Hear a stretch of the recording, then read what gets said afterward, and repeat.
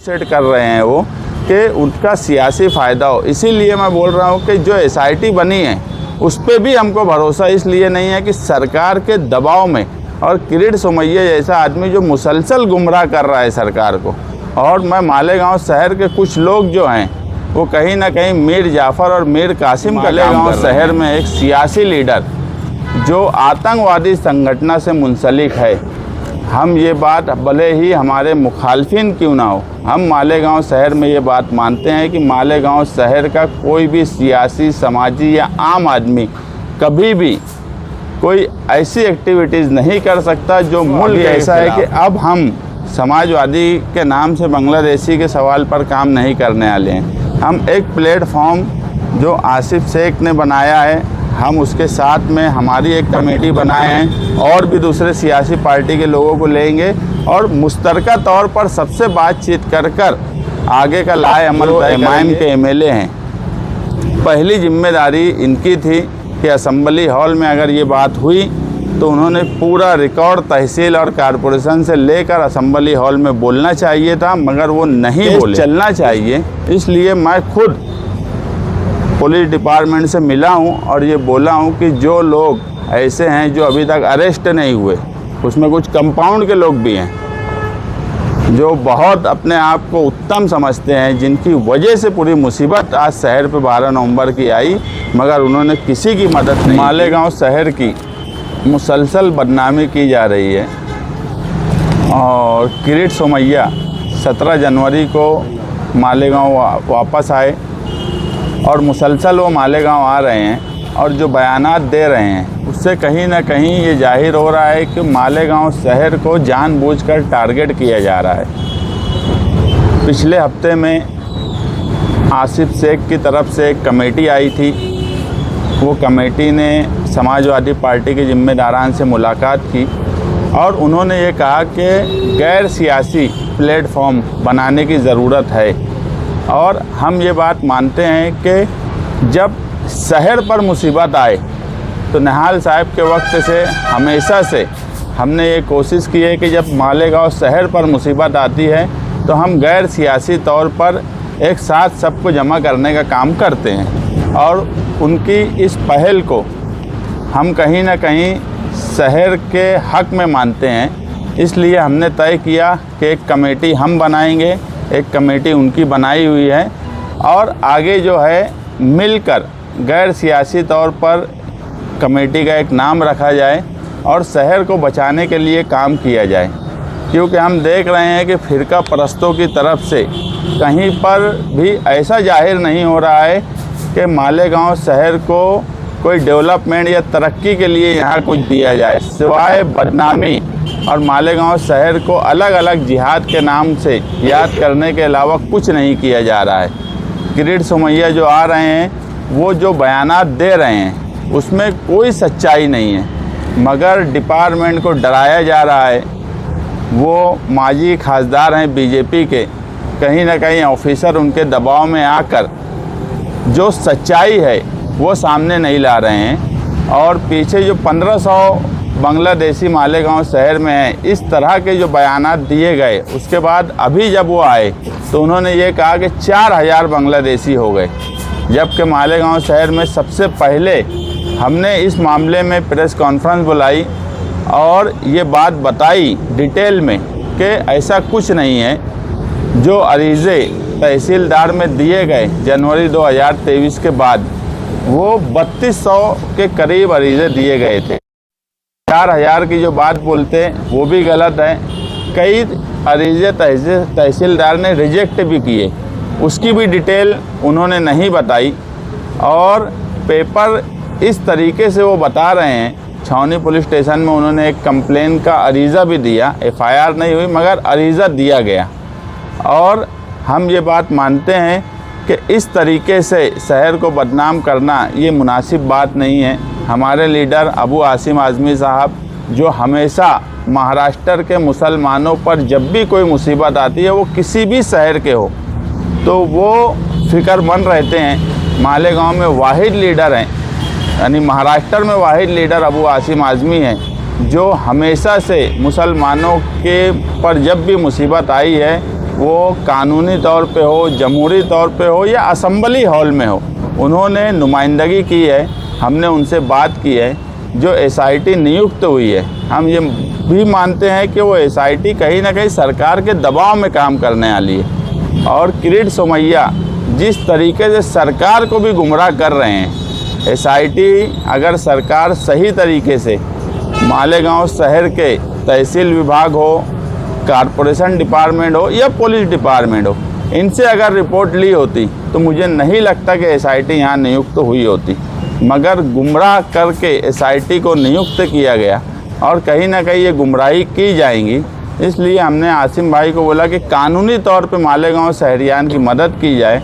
उसके लिए वो भी रज़ामंद है कि मालेगांव शहर की कानूनी तौर पे वो मदद करें। और अगर गैर सियासी प्लेटफॉर्म एक बनेगा तो हम आसिफ शेख से भी यही कहेंगे कि आज महाराष्ट्र में अबू आसिम आज़मी साहब जो हैं वो कहीं ना कहीं मुसलमानों की नुमाइंदगी करते हैं, उनसे चल के मिला जाए और कानूनी तौर पे वो हमारी क्या मदद करेंगे, उनसे मदद ली जाए। ज़रूरत पड़े तो हाई कोर्ट में भी चैलेंज किया जाए, ऐसी हमारी कोशिश है। क्योंकि जो बातें की जा रही हैं मुसलसल, उन बातों से यही साबित होता है कि एक रजिस्ट्रेशन का जो इंडिया सरकार, भारत सरकार ने the registration of birth and death act 1969, जब बर्थ और डेथ का रजिस्ट्रेशन होना शुरू हुआ, उस वक्त म्यूनसिपैलिटी में सैलाब आया। वहाँ से सारे सर्टिफिकेट जो थे वो ज़ाय हो गए। और हमेशा कारपोरेशन हो या पहले म्यूनसिपैलिटी, उन्होंने यही कहा कि 1969 से पहले का रिकॉर्ड उनके पास नहीं है। कई मुद्दे ऐसे हैं जो लोगों के सामने, ख़ास तौर से मालेगांव बाहर जो लोग रहते हैं महाराष्ट्र भर में, उनके सामने ये सब बातें आना ज़रूरी है। इसलिए हमने आज प्रेस कॉन्फ्रेंस बुलाई है और हमने एक कमेटी बनाई है। उस कमेटी में अलहाज कारी जैनुल आबदीन साहब, अब्दुल रशीद सेठ एवले आले, अतर हुसैन अशरफ़ी, एडवोकेट तौसीफ़ शेख, सुहेल अब्दुल करीम, अब्दुल बाकी रासन वाले, मौलाना जाहिद नदवी, रिजवान खान सर, मुशरफ खान रंगाड़ी, कलीम भैया लाल शाह, शेख अनीस मिस्त्री, डॉक्टर रेहान रहमी, आमिन फ़ारूक, मसीउल्लाह बेस्ट और अशफाक मेंबर, ऐसा 15 लोगों की हमने एक कमेटी बनाई है जो मुश्तरका तौर पर शहर में एक प्लेटफॉर्म बनाकर, और इसमें जो है हम जो लोग समाजी कामकाज करते हैं और जो भी सियासी तौर पर कामकाज करने वाली पार्टियां मालेगांव शहर में छोटी बड़ी हैं, उनको सबको एक प्लेटफॉर्म लाकर हम शहर की नुमाइंदगी करना चाहते हैं, ताकि अगर आने वाले वक्त में शहर को या शहरियान को कोई तकलीफ़ हो तो उनकी कानूनी मदद की जाए, उनकी सियासी मदद की जाए, उनकी जमहूरी मदद की जाए। दूसरी एक बात, किरीट सोमैया ने जो एक बात बोली कि मालेगांव शहर में एक सियासी लीडर जो आतंकवादी संगठन से मुंसलिक है, हम ये बात भले ही हमारे मुखालफिन क्यों ना हो, हम मालेगांव शहर में ये बात मानते हैं कि मालेगांव शहर का कोई भी सियासी, समाजी या आम आदमी कभी भी कोई ऐसी एक्टिविटीज़ नहीं कर सकता जो मुल्क के ख़िलाफ़ हो। वो भले ही हमारे मुखालिफ क्यों ना हो, मगर कोई ऐसी एक्टिविटीज़ मालेगांव शहर में कभी नहीं हो सकती। ये शहर हमेशा सेकुलर रहा है और सेकुलर ही रहेगा। इसलिए हम ये एक प्लेटफॉर्म बनाने वाले हैं। और 26 जनवरी, हमने इससे पहले भी कहा था कि 26 जनवरी, आने वाली 26 जनवरी के बाद हम इस शहर में बांग्लादेशी के मामले में एक तहरीक चलाना पड़े, कानूनी तौर पे कोई काज करना पड़े, या एक प्लेटफॉर्म बनाकर सबको जमा करके कोई आंदोलन करना पड़े, हम उसकी तैयारी में लगे हुए हैं। देखो, हमने सारे पेपर वर्क हमने भी लेकर रखे हैं। मैं तो यहाँ तक कहूँगा कि अगर किरीट सोमैया के पास कोई ऐसा एक कागज़ या एक पेपर हो जो ये साबित कर दे कि मालेगांव शहर का ये आदमी बांग्लादेशी है, तो वो 26 जनवरी से पहले मालेगांव शहर में आकर अगर हमारे से बातचीत करे तो हम उसके लिए भी तैयार हैं। अगर वो एक पेपर बता दे कि ये बांग्लादेशी है तो हम खुद भी उसके साथ में, अगर कोई बांग्लादेशी है तो हम नहीं चाहेंगे कि मालेगांव शहर में कोई बाहर का आदमी आए। हम उसके कागजात देखेंगे और उसके कागजात का सबूत अगर उसके पास है, सही में सबूत है, तो वो हमको बताए। क्योंकि हमारे पास जो जो नाम उसने बोला है आज तक, जिनके नाम बोला है, वो सब लोग जो है वो भारत के शहरी हैं, इंडियन, उनके पास सबूत है। वो सब पेपर हमारे पास भी है। अगर वो चाहे तो हमसे डायरेक्ट रूबरू भी बात करना, जहाँ चाहे मालेगांव शहर में, हम उसके लिए भी तैयार हैं। जानबूझ के माहौल खराब करने की पूरे महाराष्ट्र के अलग अलग शहरों में भी किरीट सोमैया जा रहे हैं, क्या उसका लक्ष्य जो है वो कारपोरेशन के वो है या फिर माहौल खराब करके? देखो, उनका मकसद सिर्फ और सिर्फ वो आने वाला कारपोरेशन इलेक्शन जो है पूरे महाराष्ट्र में है। क्योंकि जो शिरडी में बोला गया कि जिहाद 2, यानी उन्होंने असेंबली इलेक्शन को जिहाद 1 माना और आने वाले लोकल बॉडीज़ को इलेक्शन के लिए वो जिहाद 2 का जो नारा दिए है, ये कहीं ना कहीं पूरे महाराष्ट्र में एक माहौल बनाने के लिए किया जा रहा है। एक नैरेटिव सेट कर रहे हैं वो कि उनका सियासी फ़ायदा हो। इसीलिए मैं बोल रहा हूँ कि जो SIT बनी है उस पर भी हमको भरोसा इसलिए नहीं है कि सरकार के दबाव में, और किरीट सोमैया जैसा आदमी जो मुसलसल गुमराह कर रहा है सरकार को, और मैं मालेगांव शहर के कुछ लोग जो हैं वो कहीं ना कहीं मीर जाफ़र और मीर कासिम का काम कर रहे हैं, वो मुसलसल राब्ते में हैं और मिसगाइड कर रहे हैं। और ऐसे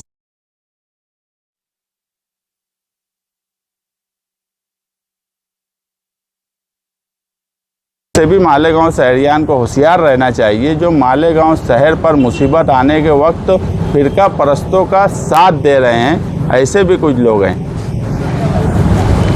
एहतजाज क्या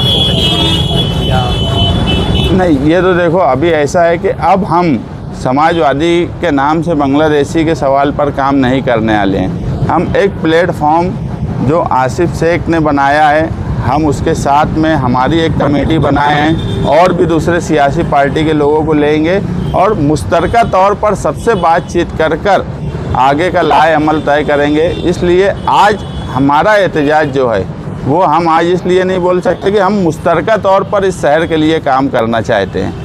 सियासी पार्टी को एक साथ, हाँ, हमारी कोशिश यही रहने वाली है कि सभी सियासी पार्टियों को एक साथ लिया जाए।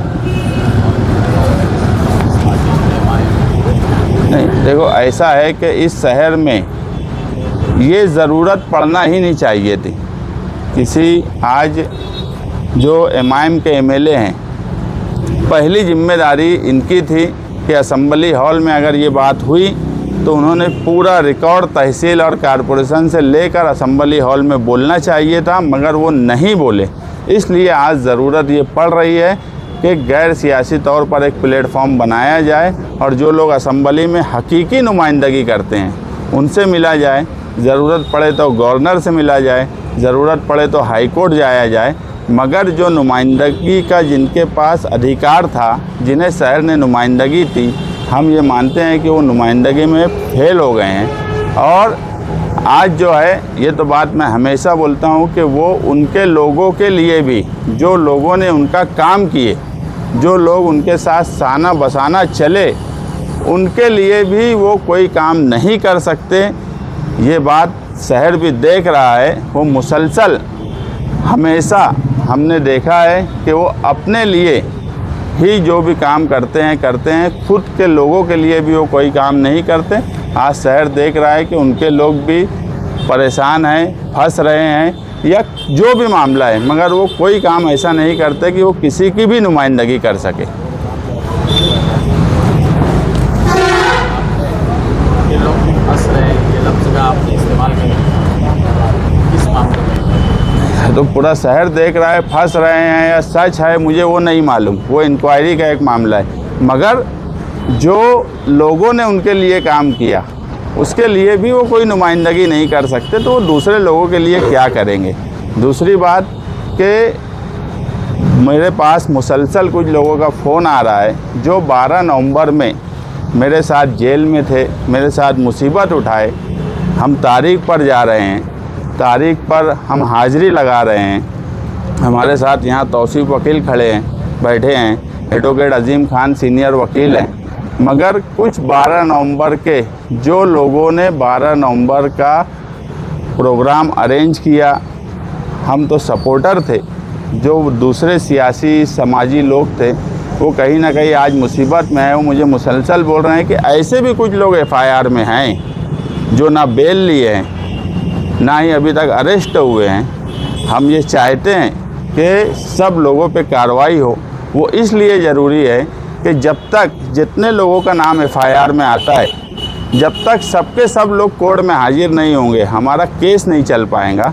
और हमको मालूम है कि हम सब बेगुनाह हैं, लेकिन केस चलना चाहिए। इसलिए मैं खुद पुलिस डिपार्टमेंट से मिला हूं और ये बोला हूं कि जो लोग ऐसे हैं जो अभी तक अरेस्ट नहीं हुए, उसमें कुछ कंपाउंड के लोग भी हैं जो बहुत अपने आप को उत्तम समझते हैं, जिनकी वजह से पूरी मुसीबत आज शहर पे 12 नवंबर की आई, मगर उन्होंने किसी की मदद नहीं की, सिर्फ अपने परिवार की मदद करने की कोशिश की और आज वो अपने आप को बचा रहे हैं। ऐसे लोगों पर भी मेरी ये रिक्वेस्ट है पुलिस डिपार्टमेंट से कि उनके पर सख्त से सख्त कार्रवाई होना चाहिए। अगर FIR में नाम है तो अगर वो बेल नहीं लिए है तो उनके ऊपर कार्रवाई होना चाहिए, ताकि हमारा केस चल सके, चार्ज फ्रेम हो सके। हम ये मानते हैं कि हम सब बेगुनाह हैं, मगर हमारी मुसीबत ये है 12 नवंबर वालों की कि आज तक पुलिस डिपार्टमेंट ने जितने लोगों पर FIR हुई है सब पर मुश्तरका कार्रवाई नहीं की। मुस्तकीम भाई,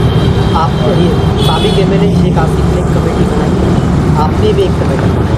अगर दोनों कमेटी के जिम्मेदारान मिलकर मौजूदा MLA से बातचीत करेंगे तो कहीं ना कहीं ये मामला को आगे प्रशासन तक ले जा सकते हैं। असेंबली में आने वाले सेशन में आवाज़ भी उठा सकते हैं। शहर को जो बदनाम किया जा रहा है रोहिंग्या मुसलमानों को लेकर, तो इसको लेकर कुछ सोच विचार हो सकता है। देखो, मुझे मालेगांव शहर के जो जिम्मेदार हैं वो मुसलसल ये बात बोल रहे हैं कि मौजूदा MLA से कुछ नहीं होगा, तुम लोग कुछ करो।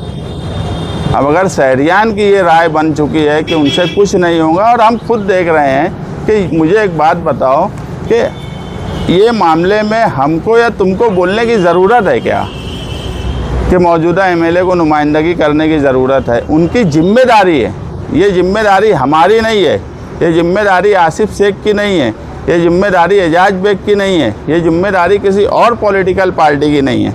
जिसको लोगों ने चुन कर दिया उनकी जिम्मेदारी है, उसको मुझे या तुमको बताने की ज़रूरत नहीं है। अगर वो नुमाइंदगी नहीं कर रहे हैं तो एक प्लेटफॉर्म बनना चाहिए ताकि एक ताकत के साथ इस बदनामी को हम ख़त्म कर सकें। मुस्तकीम भाई, 12 नवंबर में भी मुफ्ती साहब इस मामले से दूर